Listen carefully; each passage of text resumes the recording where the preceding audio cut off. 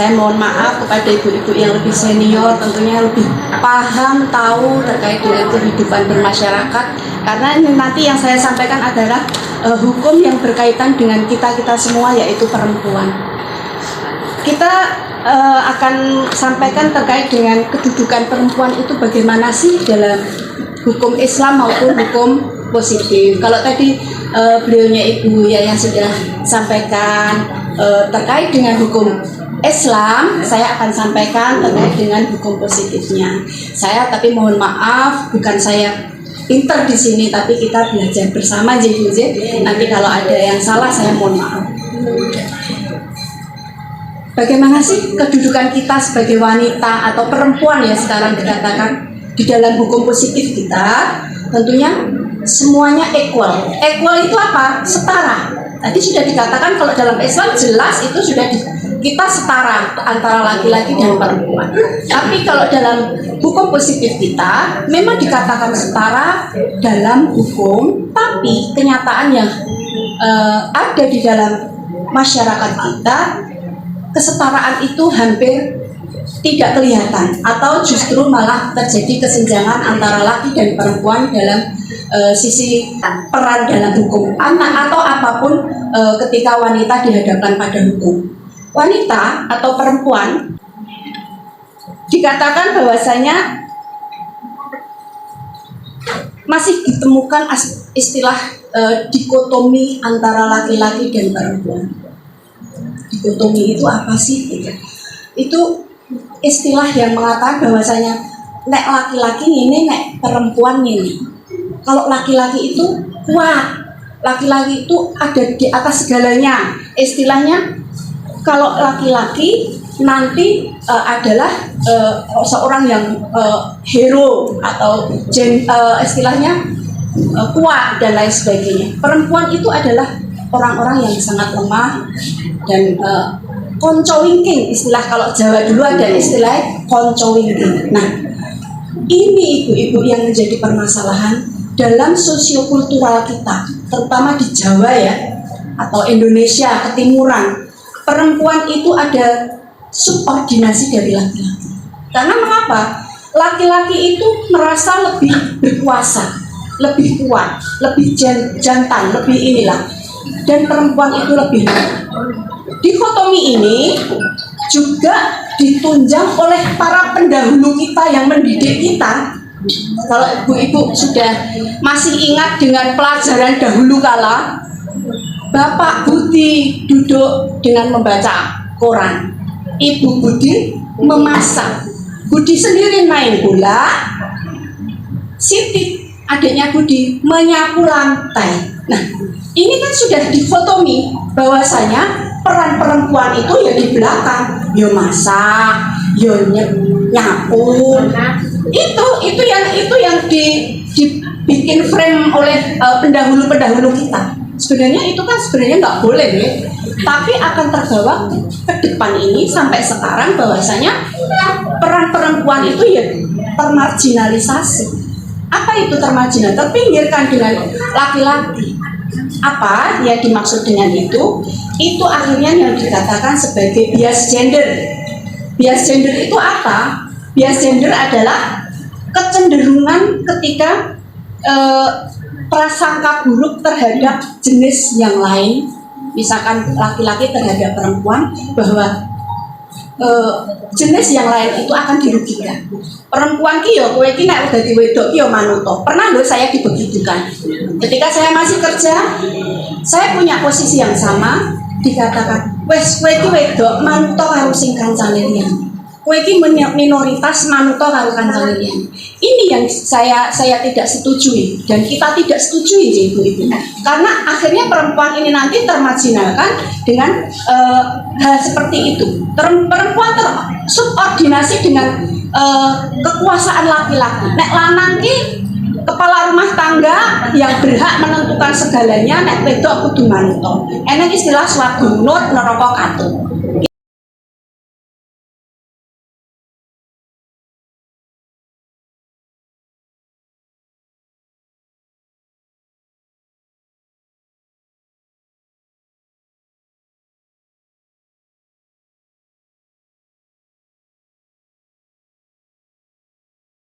Kita nggak mau loh neraka katut dengan laki-laki kan, seperti itu.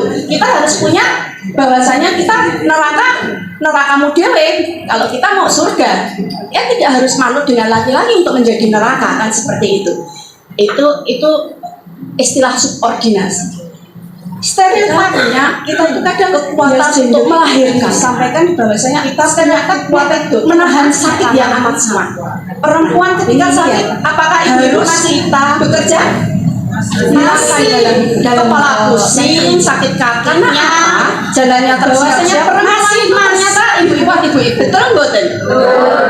Ketika laki-laki pusing tidur, bangun-bangun, pedangin di makme sudah siap atau belum? Ini kenyataan ibu-ibu, kebanyakan seperti itu. Tapi itu bisa kita rubah manakala kita punya kesejajaran dengan laki-laki. Sejajar dalam apa? Karena dalam Undang-Undang nomor 1 tahun 74 bahwasanya tentang perkawinan, yaitu bahwasanya perempuan dan laki-laki kedudukannya adalah sama, sejajar. Perempuan itu menjadi kepala ibu rumah tangga, laki-laki menjadi kepala rumah tangga, dan lain sebagainya. Ada banyak di situ. Nanti panjenengan dapat istilahnya kopian nanti dibaca di rumah. Terus apalagi ibu-ibu bias gender yang berikutnya, yaitu beban kerja. Beban kerjanya apa? Perempuan itu beban kerjanya lebih berat loh daripada bapak-bapak. Benar mboten Bu? Kadang ibu yang sudah bekerja di luar, dalam artian dia wanita kali, masih berpikir aku kok masakin yang omah bagaimana, menyelenggarakan makan di rumah atau bagaimana. Dulu saya kerja, malu kalau sampai rumah itu duluan suami. Malu betul. Karena apa? Saya merasa ini tanggung jawab saya untuk menyelenggarakan rumah, karena ibu sebagai perempuan yang menjadi ibu rumah tangga harus menyediakan makan, minum, dan harus ada ketika suami pulang. Ini yang kadang berat ibu. Kadang saya kalau kegiatan seperti itu, kalau tidak bisa pulang lebih awal, pamit sama suami. Bapak, saya mohon maaf, saya mungkin agak telat. Jangan sampai suami itu punya prasangka yang buruk terhadap kita. Perempuan nggak menelantarkan yang keluarga dan suami. Itu terkait dengan bias gender, termasuk kekerasan dan lain sebagainya. Korbannya bias gender itu bisa siapa saja. Bias gender itu nanti bahwasanya bisa menimbulkan apa yang dinamakan diskriminasi gender. Diskriminasi gender itu nanti akhirnya kuasa laki-laki terhadap perempuan itu akan sangat kuat, dan perempuan itu sangat lemah, tidak mempunyai kekuatan untuk melawan. Tapi bukan berarti saya di sini mengajak ibu-ibu untuk melawan suami yang masih kagungan suami, yang punya pasangan itu, bukan. Tapi kita mensetarakan kedudukan kita, mensetarakan kedudukan kita dengan berpegang pada tadi agama dan sunnah Rasul. Itu bias gender yang berikutnya, yaitu beban kerja. Beban kerjanya apa? Perempuan itu beban kerjanya lebih berat loh daripada bapak-bapak. Benar mboten Bu? Kadang ibu yang sudah bekerja di luar, dalam artian dia wanita kali, masih berpikir aku kok masakin yang ngomong bagaimana menyelenggarakan. Itu yang perlu kita pegang. Ibu pernahkah berpikir bahwasanya dahulu kala kita tarik ya ke belakang, tadi sudah disampaikan panjenengan Ibu Yayah bahwasanya hukum kita ini adalah warisan Belanda, memang begitu tuh warisan Belanda itu. Belanda mengatur dari kita belum mampu membuat undang-undang kode penal itu warisan Perancis. Jadi dalam hukum itu dan dalam perdata undang-undang perdata itu istilahnya dulu perempuan itu disetarakan dengan apa yang namanya orang yang tidak mampu berbuat hukum atau disabilitas hukum. Kenapa saya mengatakan seperti itu? Kita disamakan dengan orang yang harus diampuh. Bisa nggak istilah diampuh ya? Kita tidak bisa berbuat hukum, dianggap sebagai orang yang tidak mampu berbuat hukum atau disabilitas hukum, dan dianggap sebagai anak-anak. Itu tertuang dalam pasal 5, 105, 108, 109, 110. Ada 4 pasal itu. Tapi sejak tahun 1963 ada surat edaran Mahkamah Agung yang mengatakan bahwasanya perempuan itu boleh melakukan istilahnya, kalau dalam BW yang mohon maaf saya ulang dulu, 105, 106, 108, 100 pasal 109 itu dikatakan bahwasanya seorang istri sekalipun ia kawin, ketika dia sudah menikah, dia tidak mempunyai kedudukan hukum, tidak mampu berbuat hukum. Jadi ketika panjenengan sudah menikah, kemanapun semua yang mewakili adalah laki-laki atau tanpa persetujuan suami itu tidak diperbolehkan. Tapi sejak tahun 1963 itu sudah dihilangkan.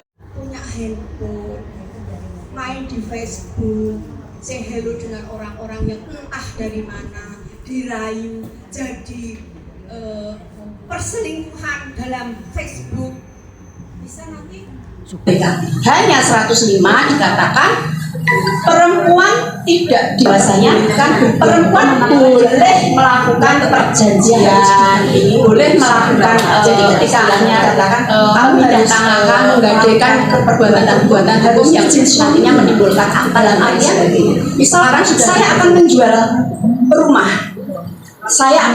rumah, saya akan melakukan akad kredit rumah, itu harus ada tanda tangan suami, itu tetap harus dilakukan. Tapi ketika dia menghibahkan sesuatu, harta milik saya, handphone misalkan, tak kasihkan seseorang, itu sudah diperbolehkan tanpa harus persetujuan suami, boleh kalau seperti itu. Tapi yang berhubungan dengan nanti menimbulkan akta atau istilahnya hal-hal yang berkaitan dengan hukum, nanti akan harus dengan persetujuan suami. Itu saya menarik ke tahun yang dulu, bahwasanya perempuan itu ternyata dianggap tidak mampu berbuat hukum.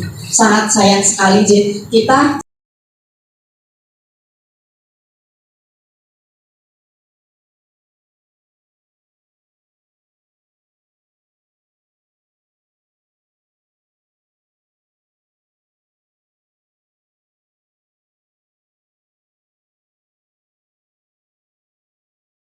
sekarang ini kita sudah sangat luar biasanya istilahnya kebebasan perempuan itu untuk melakukan segala sesuatunya dalam hal pendidikan, dalam hak satu pertama hak dalam ketenaga kerjaan, sekdau itu istilahnya, yang kedua hak dalam bidang kesehatan, yang ketiga hak dalam bidang pendidikan, yang keempat hak dalam perkawinan dan keluarga, yang kelima hak dalam 5 hal yang harus kehidupan sosial politik. Lihat yaitu hak dalam ketenaga kerjaan saja masih berpikir bahwasanya di Indonesia ini tenaga kerja wanita dibayar lebih murah daripada tenaga kerja laki-laki. Itu kenyataan. Berarti apa? Apa yang diputuskan oleh piagam PBB ini tidak berlaku di masyarakat. Kita masih dinomor-2-kan. Kita masih menjadi penduduk warga negara nomor 2 di negeri sendiri. Karena apa? Hak ketenaga kerjaan kita masih dibayar sangat murah oleh para pengusaha dibanding laki-laki. Itu berlaku di mana saja, termasuk di bank swasta pun seperti itu. Sama-sama kedudukannya ketika perempuan dan laki-laki, apalagi kalau itu banknya adalah bank mohon maaf asing, kita akan dibayar lebih murah. Ini kenyataan seperti itu. Yang kedua, di bidang kesehatan kita sudah punya kesamaan, jadi semua dilayani dengan baik, dan bidang pendidikan kita juga sudah dilayani dengan baik. Hanya bidang perkawinan dan keluarga juga kita sama, tapi kenyataannya di masyarakat itu sangat berbeda dengan kenyataan yang ada. Terus di kehidupan sosial politik bagaimana? Sama. Sekarang kita melihat banyak sekali yang namanya figur publik, pejabat, orang-orang yang punya jabatan tinggi itu perempuan. Karena sebenarnya sejatinya perempuan itu lebih teliti, lebih pandai, lebih gigih daripada laki-laki.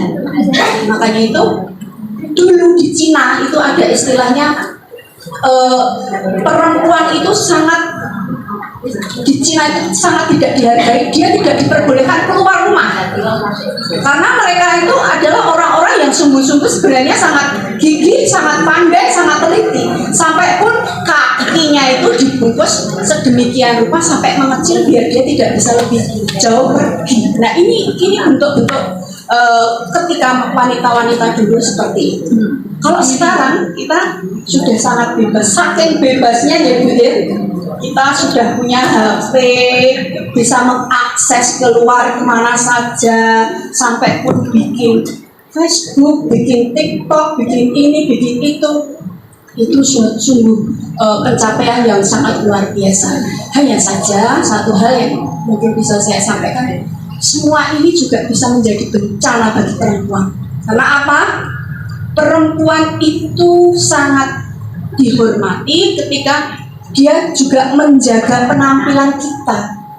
Di TikTok berjoget-joget walaupun berkerudung, berini, itu sangat kita sayangkan. Di Facebook bikin istilahnya status atau bikin foto yang mengundang laki-laki untuk dilakukan pelecehan.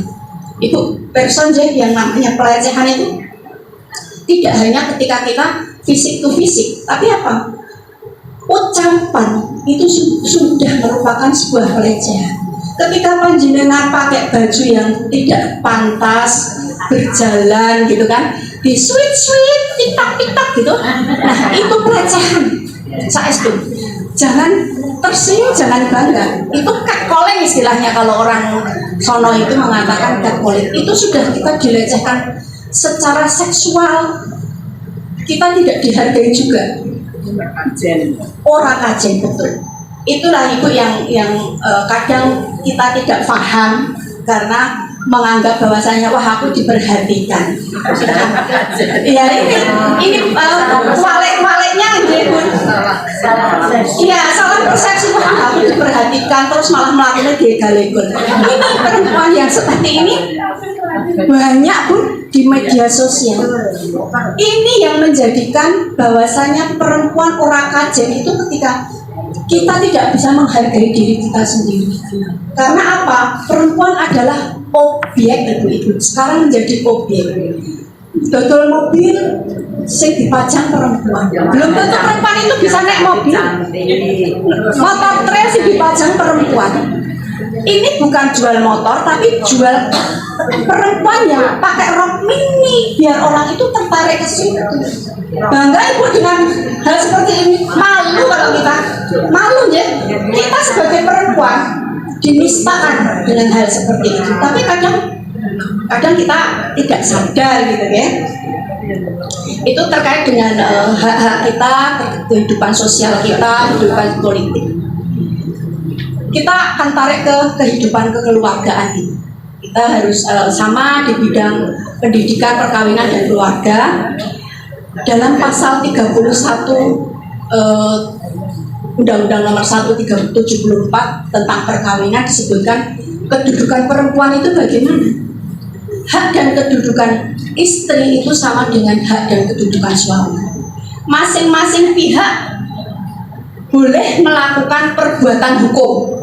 Jadi panjenengan bisa melakukan perbuatan hukum atau menuntut cerai, gugat cerai. Banyak toh Bu yang sekarang dilakukan, banyak sekali. Apalagi setelah adanya reuni.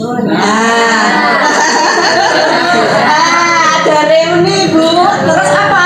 CLBK, cinta lama belum kelar. Tidak tahan terhadap godaan-godaan.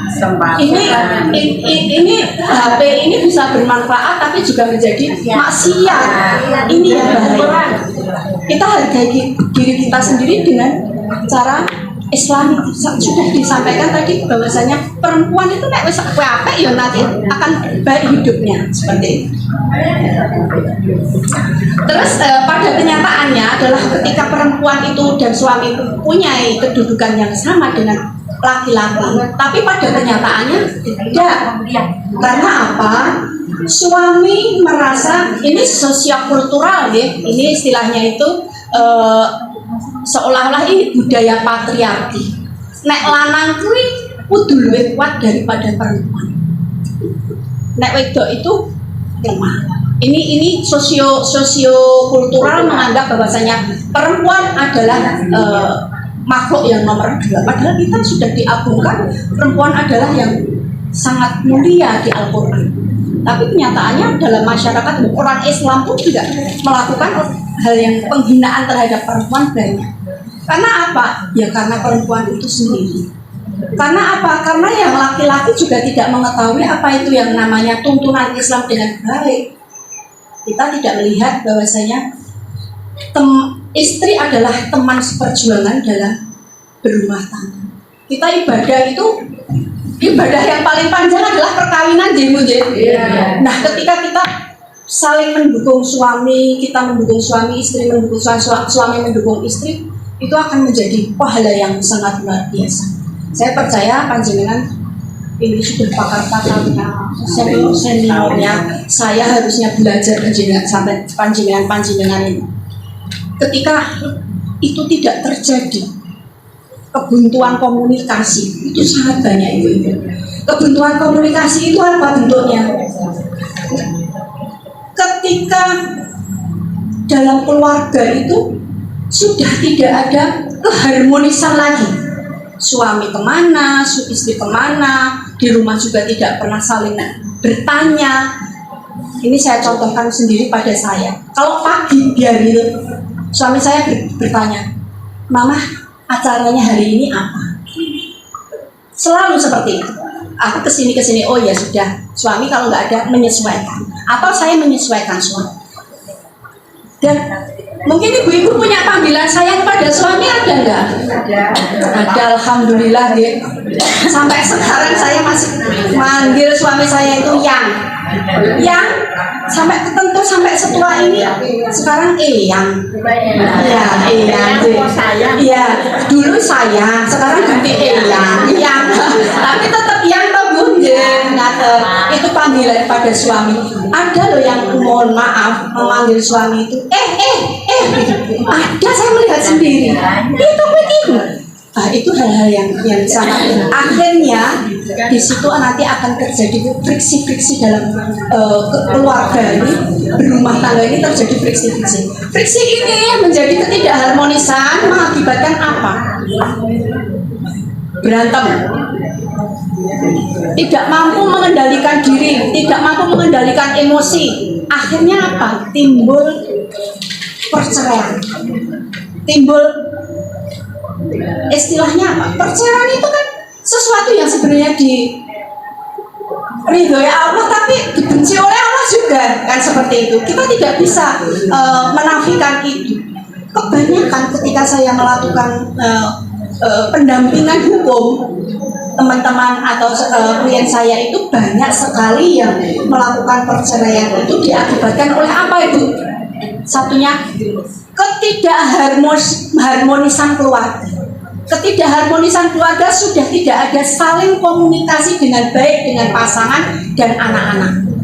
Perselingkuhan ini yang menjadi utama, dan ekonomi, faktor ekonomi ini sangat menjadi nomor satu. Karena apa? Ketika suami tidak mampu membelikan istri ini, tetangganya beli kulkas, istrinya, temannya suku kulkas, kok mereka tunggu kulkas? Suami kan panas hati tuh seperti ini. Nah, hal seperti ini akhirnya jadi pertengkaran. Ketika istri begitu sudah bisa bebas bergaul tanpa hambatan, sekarang emansipasi katanya, punya handphone, main di Facebook, say hello dengan orang-orang yang entah dari mana, dirayu, jadi perselingkuhan dalam Facebook. bisa nanti istilahnya berlanjut ke istilahnya apa? Kopi darat. Nah, ini yang bahaya.